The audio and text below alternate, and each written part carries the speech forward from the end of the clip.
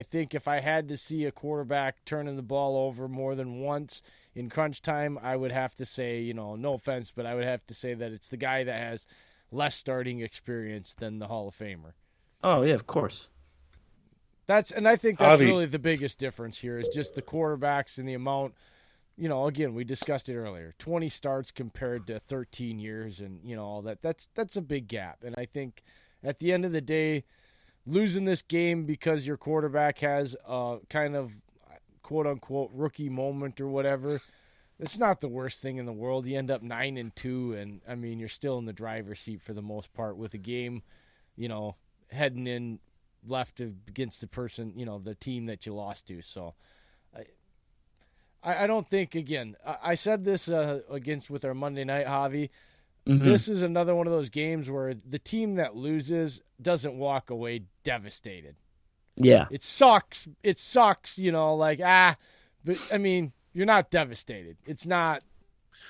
it's a conference battle. It's not like it's a Yeah. division rival like Seattle and San Fran. Like you guys are fighting for the title there to even get that. Hmm. So yeah, but you know what? Did you give your MVP of the game prediction? Oh no, yeah, MVP would have to be Nick Bosa. He has to get to the quarterback. I think Nick Bosa gets there Ooh. twice. Twice.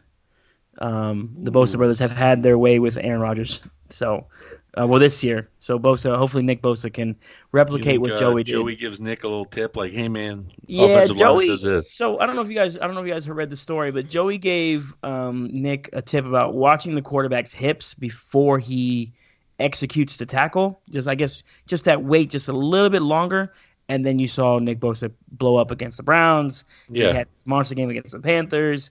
I'm missing a game here or there, but he had like 6 sacks in 3 games. So he just went off. Then Well, he had the Nick's a interception, the tank forced with fumble. legs. Yeah, Nick is insane. So yeah, I'm going with Nick Bosa on this one.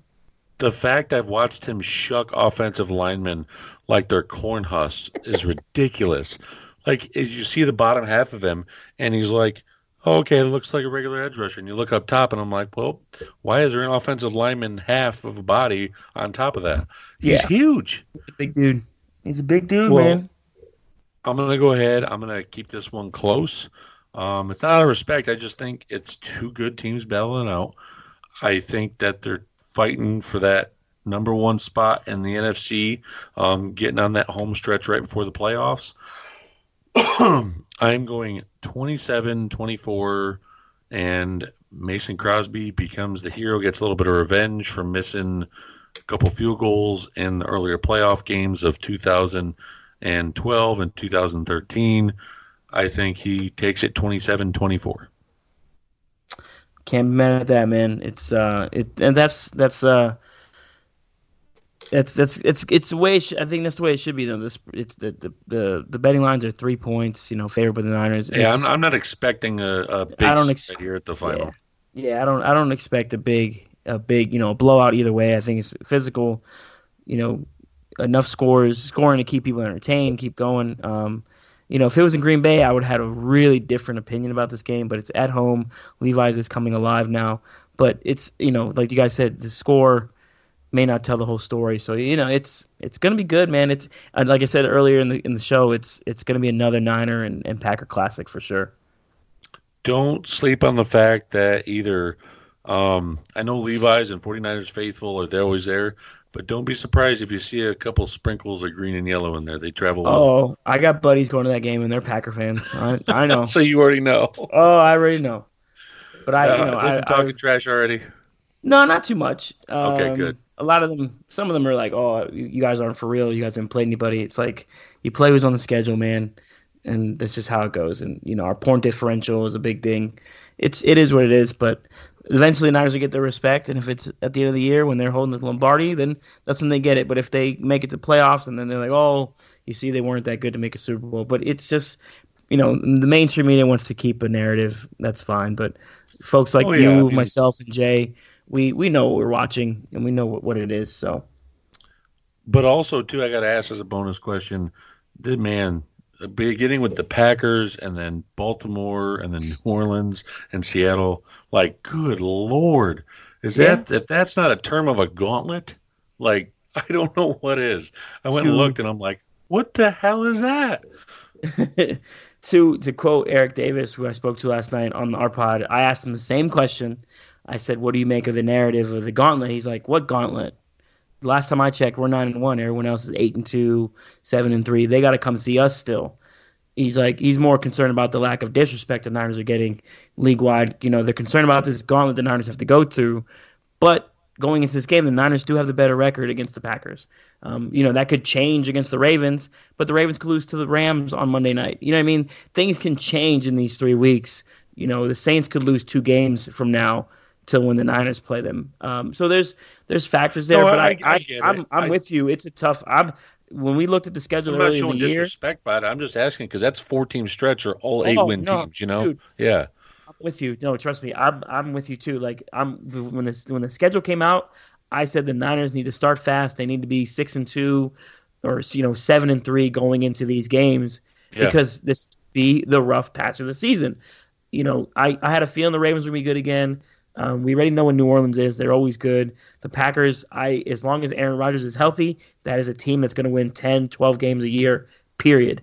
It's just – and when I saw the schedule, I was like, oh, shit, that's a tough spot. But, who would have said – I would have never said the Niners would be 9-1 at this point. So I can't complain too much. But I think the Niners should come out of this stretch 2-1. And I think the loss is in between. I think it's the Ravens because the Ravens are just ridiculous right now, what they're doing. So the Rams and Ravens game you just mentioned, I brought this up with another coworker today who's a big Ravens fan. Uh-huh. And I even asked her, I'm like, what's your worry about that game? And she even said, she goes, Aaron Donald. She goes, he scares the hell out of me because he can keep stride pace for pace with Lamar Jackson. It's stupid how fast he is to get off that line, shed a double block, and he's in the quarterback's face within 1.5 seconds. Yeah. So, no human that big. She's got a point. No human that big should be able to move that fast. That's insane. And it's not even like he's a fat guy. He's shredded. He got an 8-pack, and he's so swole up top. He's a big dude. It's like the player I view Sue should have been, but he's not. Everyone viewed Sue should be like this shredded monster. He's not. Sue has a little gut to him, but Donald is just this freak of nature that is able to eat offensive lines. And to me, I feel like they took a big hit with losing Sue this year because if you look at it, Donald has been getting double and triple blocked, and he's still fighting through. He hasn't had the same stats as he did last year, obviously, but that's a cause of it. Is when you get 2/3 of the offensive line, you can't sit there and argue against it, But I'm not going to keep it any longer. So Jay's got it close, but then a little big at the end. You got it close. I got it close. Yeah, I just Jay, I love you, buddy, but I can't. I can't give him a spread that big, buddy. Look, I told you what's going on. I'm not being a dick here. I'm just saying, I know that. What's going on? Okay, Javi, I don't know if you're the calming nature of Jay, but we have not had a rant tonight from him, and this has been amazing. I don't know what's been going on. If you've listened to another episode in the past, you would hear Jay rant. And I've heard him. I've heard a couple episodes today.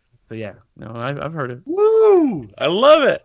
He's you're the calming water to Jay. I love this. It's when you have a conversation with people who understand football, it makes things easier to have a discussion. And I'm not here on my show. I shouldn't say my show, but our mine and Matt's show. We don't do hot takes. We don't do crazy takes. It's just not necessary. You know what I mean? So. You respect your opponent. I've always been like this though. Whoever comes up next, that's who you focus on. I'm not worried about the next 3. Yep. I'm worried about what's in front of us now. And I say us because I'm invested in this team, just kind of like you guys are invested in the Packers. They're like family, and I try to be a calm, level person all the way around. Life's too short to be too mad and say dumb stuff all the time. So that's part of it too, though. But you guys have been great, man. This is awesome.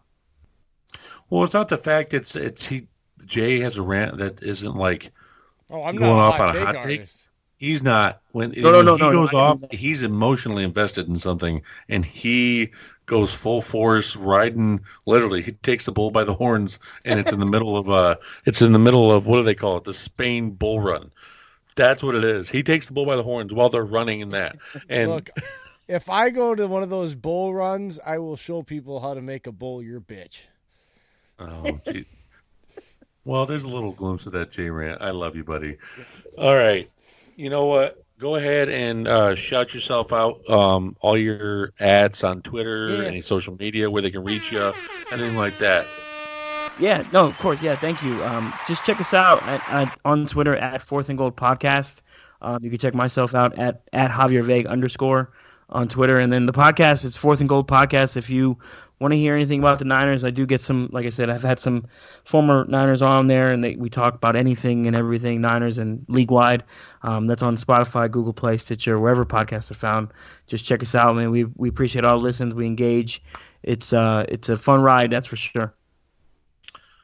One last question, Lee, since you talk about league wide, what is your take on the whole Myles Garrett?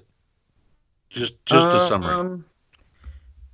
Just give him 4-game suspension and be over with. Like, just get it over with. Thank you. Jay and I completely agree. My biggest thing, Antonio Smith took off Reggie Incognito's helmet a couple years ago and smacked him in the chin with it, in the face. In one game. He got one game. Myles Garrett, he swung at full arc. I got that. But after hearing Garrett come out and say, hey, he called me a racial slur, I reacted the way I did. Garrett has never gone off the hinge on any other personal misconduct penalty in the NFL. Mm-hmm. He's never done that. Why in the hell would he go off like that?